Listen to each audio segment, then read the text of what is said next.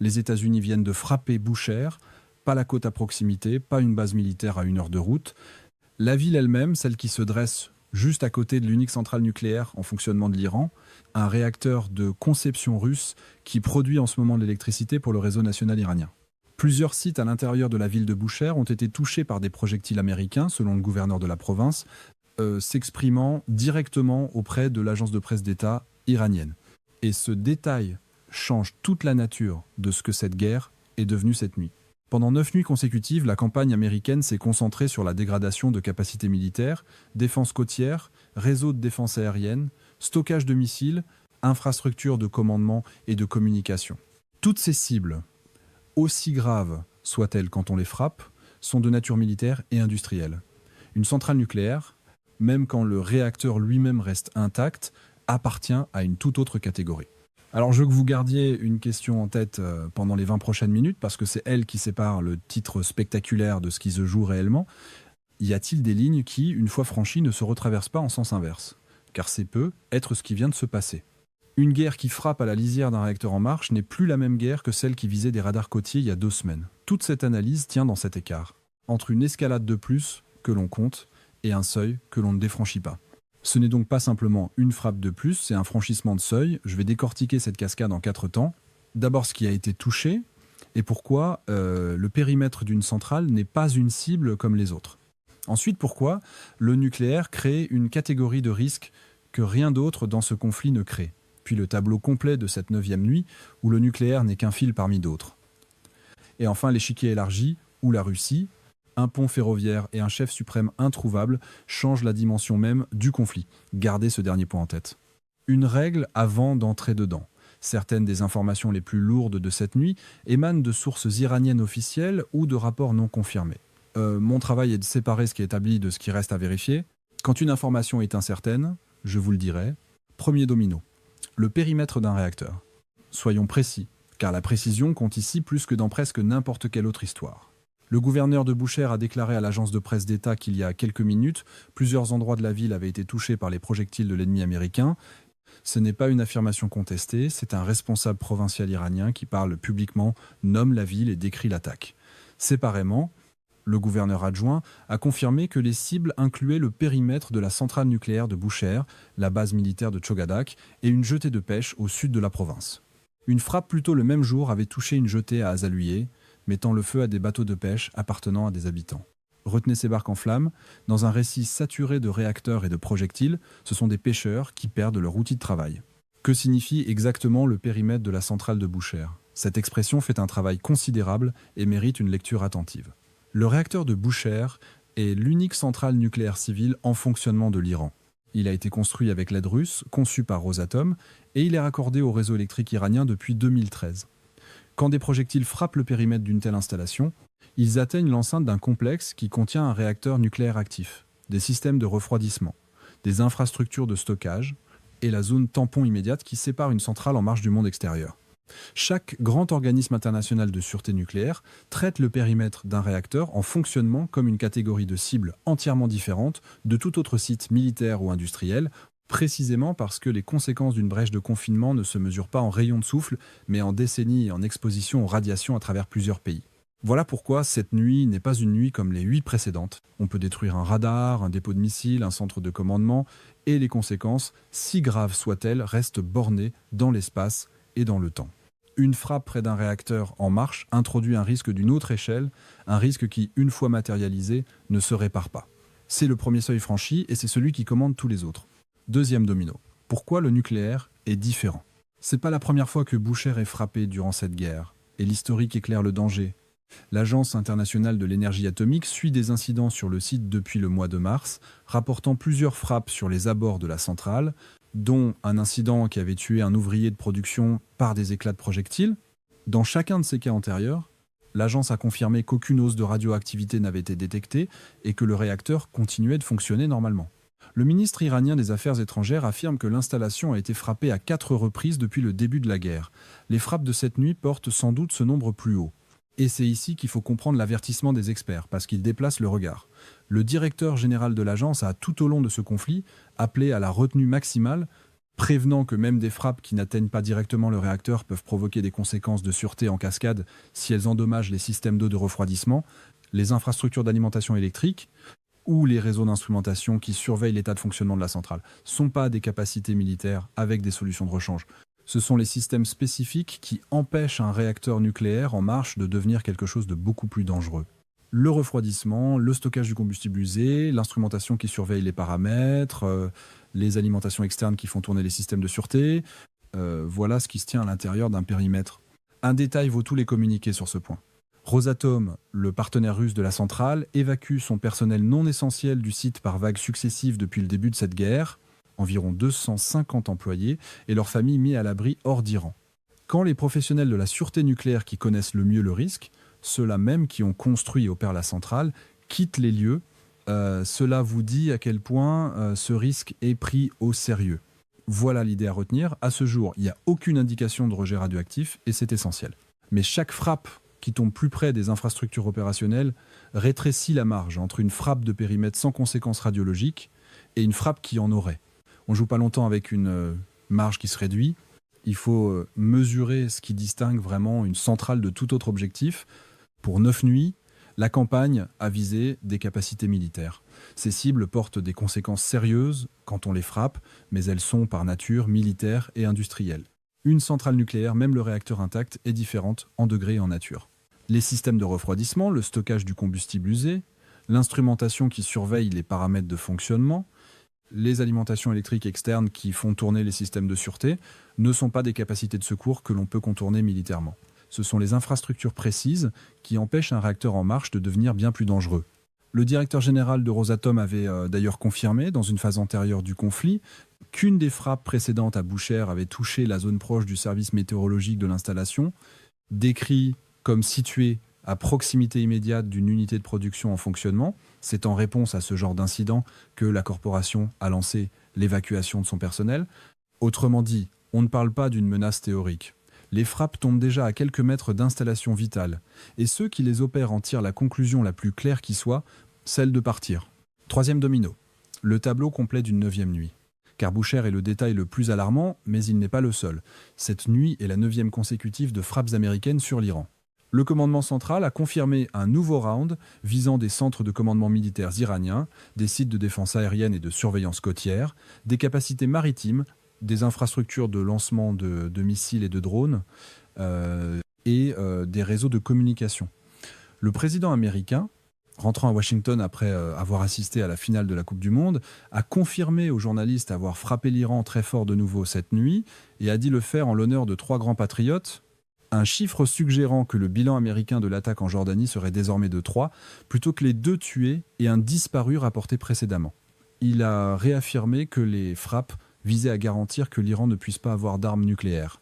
Il y a là une tension qu'il faut nommer, sans en faire une accusation.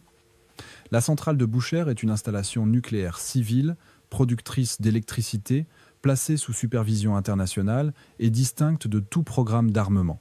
Frapper à sa lisière au nom de l'empêchement d'une bombe mélange 2 réalités que la diplomatie s'était forcée de tenir séparées pendant des années, le nucléaire civil encadré et la crainte d'un nucléaire militaire hypothétique.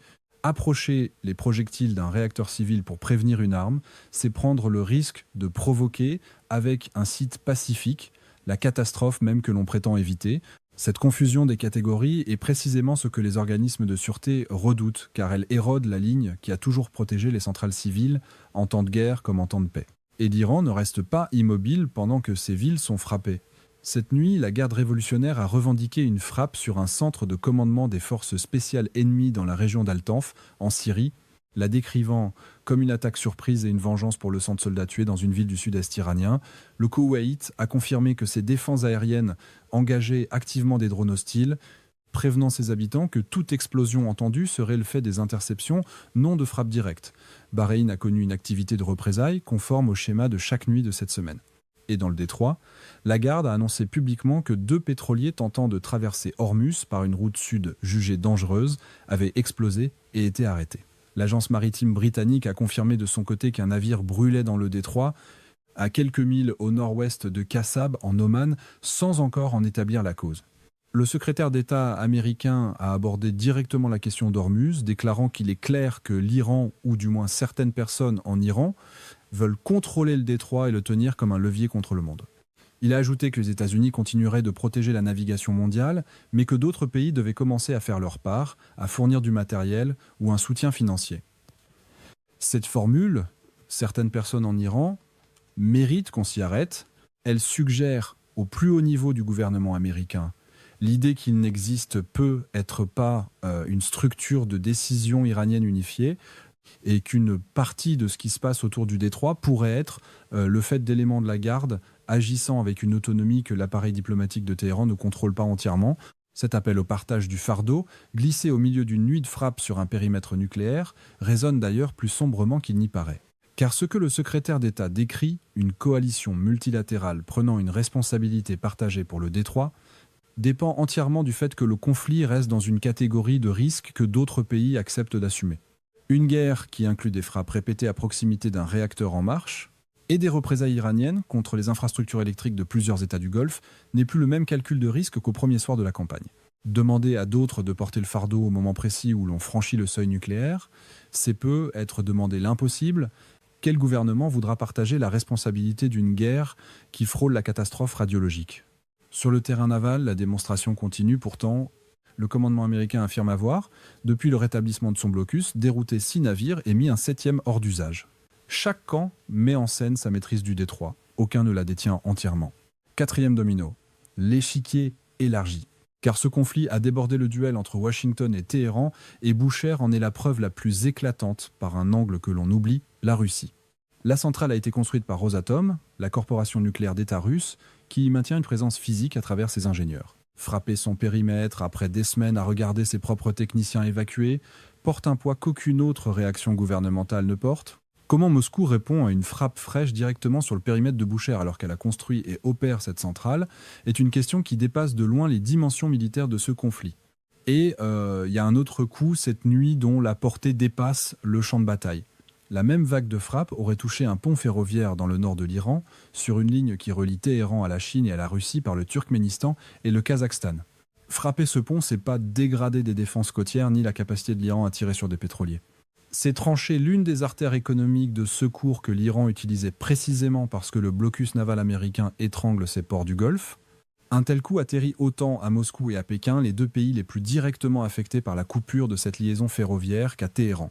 C'est un message adressé aux grandes puissances qui surveillent cette guerre à travers le prisme de leurs propres intérêts.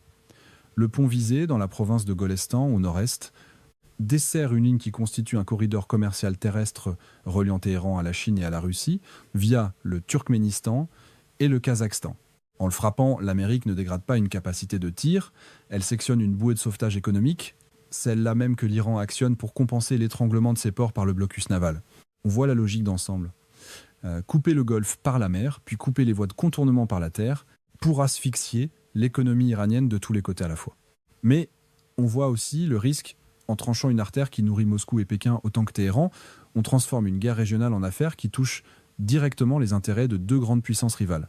Ce n'est plus seulement l'Iran que l'on vise, c'est un nœud de l'ordre eurasien que l'on secoue. Et l'Iran, en parallèle des bombes, ouvre un front juridique. Son Parlement a déposé un projet de loi affirmant un contrôle permanent sur le détroit d'Ormuz au moment même des frappes sur Boucher. L'idée est d'ancrer dans le droit interne une revendication qui survivrait même à une défaite militaire dans la phase actuelle. Reste enfin une inconnue vertigineuse, qu'il faut manier avec la plus grande prudence parce qu'elle n'est pas confirmée. Un média saoudien, citant une source israélienne, rapporte que Mojtaba Khamenei, l'homme qui a pris le rôle de guide suprême après la mort de son père dans les frappes de février, ne serait pas actuellement en Iran. Cette information n'est pas vérifiée de façon indépendante. Source unique, médias étrangers, à traiter avec la plus grande réserve. Mais si elle était exacte, elle poserait une question abyssale. Qui dirige réellement les opérations militaires iraniennes en ce moment ? Et une communication diplomatique avec Téhéran atteint-elle seulement quelqu'un doté d'une autorité réelle ? Et c'est ici que l'histoire nous tend un miroir à manier comme une résonance, pas comme une prophétie. L'humanité a appris au siècle dernier à redouter une catégorie de catastrophe qui ne ressemble à aucune autre, celle d'un accident nucléaire dont les conséquences ne se comptent pas en mort immédiat, mais en zone inhabitable pour des générations, et en nuages qui ignorent les frontières. Les noms de ces catastrophes passées suffisent à faire frémir, et Ils ont tous en commun d'être nés non d'une bombe, mais d'une défaillance des systèmes qui maintiennent un réacteur en sûreté. Or, c'est précisément ce que menace une frappe de périmètre, non pas de faire exploser un réacteur, mais d'endommager ce qui le tient sous contrôle. Souvenez-vous du seuil franchi cette nuit à Boucher. Une ligne comme celle-là, une fois traversée, ne se retraverse pas en sens inverse. On ne défranchit pas un seuil nucléaire. Mais qu'est-ce que tout cela signifie très concrètement pour nous en France et au Canada ? Le premier fil est énergétique, et il est direct. Le détroit d'Ormuz, où des pétroliers ont de nouveau brûlé cette nuit, est l'un des couloirs énergétiques les plus importants du monde et une part significative du brut que la France importe passe par cette région. Le nucléaire, qui alimente nos prises de courant, ne fait pas rouler les camions ni les tracteurs. Chaque navire en feu, chaque resserrement du blocus fait grimper les primes d'assurance de guerre, et ce surcoût remonte la chaîne jusqu'au litre de gazole à Lyon, jusqu'au coût du transport, donc de l'alimentation, jusqu'au ticket de caisse d'un ménage à Nantes ou à Montréal. Le Canada, exportateur de pétrole, encaisse aussi la hausse, son prix à la pompe étant indexé sur les cours mondiaux. Le second fil est nucléaire et il touche directement Paris. La France est partie prenante, avec ses partenaires européens, des négociations sur le programme nucléaire iranien depuis l'accord de 2015 et elle soutient l'action de l'Agence internationale de l'énergie atomique. Des frappes répétées à la lisière d'une centrale en fonctionnement ne posent pas seulement un problème de prolifération, elles posent un problème de sûreté radiologique dont les conséquences, si une enceinte de confinement venait à être touchée, ne connaissent pas de frontières et pourraient affecter des populations bien au-delà de l'Iran. C'est précisément pour cela que l'agence appelle à la retenue maximale. Ce qui se décide au-dessus de Boucher ne remplit pas seulement ou ne vide pas votre réservoir. Cela met à l'épreuve toute l'architecture de sûreté nucléaire mondiale, celle qui protège aussi l'Europe. Et pour les grandes diasporas iraniennes de Paris et de Montréal, ce ne sont pas des lignes sur une carte, ce sont des familles dans un pays où l'on frappe désormais près des réacteurs. Alors, où en sommes-nous ? Reprenons l'honnête en séparant ce que nous savons de ce que nous ignorons. Ce que nous savons, des projectiles américains ont frappé le périmètre de la centrale de Boucher, une base militaire et une jetée de pêche, selon les propres responsables provinciaux iraniens. C'est la 9e nuit de frappe. Aucun rejet radioactif n'a été détecté à ce jour. Ce que nous savons aussi, la marge se réduit à chaque frappe plus proche. Rosatom évacue et l'Iran riposte sur plusieurs théâtres. Ce que nous ignorons et que personne ne peut honnêtement trancher, c'est si ce seuil franchi à Boucher est une ligne qui a été traversée et ne peut plus l'être en sens inverse, ou un palier qui sera, d'une manière ou d'une autre, ramené du bord du gouffre. Mais l'histoire retiendra sans doute ceci. Une guerre qui avait commencé il y a 2 semaines par des radars côtiers et des dépôts de missiles a franchi, en une seule nuit, une ligne d'une autre nature, la proximité d'un réacteur en marche, l'interdiction d'une route commerciale reliant l'Iran à la Russie et à la Chine, et l'activation de représailles à travers plusieurs pays. Prises séparément, chacune de ces informations est déjà une nouvelle majeure. Prises ensemble, en une seule nuit, elles décrivent un conflit qui a atteint un point de bascule où le risque n'est plus seulement militaire, mais radiologique, économique et géopolitique à la fois. Le seuil nucléaire, une fois approché d'aussi près, change la question même que l'on doit se poser. Il ne s'agit plus de savoir qui gagne la guerre, mais de savoir si l'on peut encore la mener sans provoquer une catastrophe que personne ne veut. Reste la seule question qui compte pour la suite, et c'est un compte à rebours autant qu'une interrogation. Surveiller dans les prochaines heures si l'agence atomique émet une déclaration d'urgence sur les frappes de Boucher et détecte le moindre changement de radioactivité, et si la Russie, en tant que constructeur et opérateur de la centrale, réagit d'une manière que 9 nuits de frappes conventionnelles n'ont pas provoqué. Alors, à votre avis, ce qui s'est passé à Boucher cette nuit est-il une ligne qui a été franchie et ne peut plus être décroisée, ou un seuil que l'on parviendra, on ne sait comment, à ramener du bord ?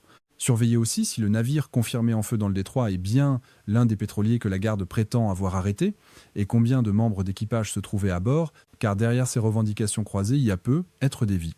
Et surveillez le silence ou l'absence de silence autour de la localisation du guide suprême. Quand une rumeur de cette gravité circule sans démenti, l'absence de réponse est elle-même une information.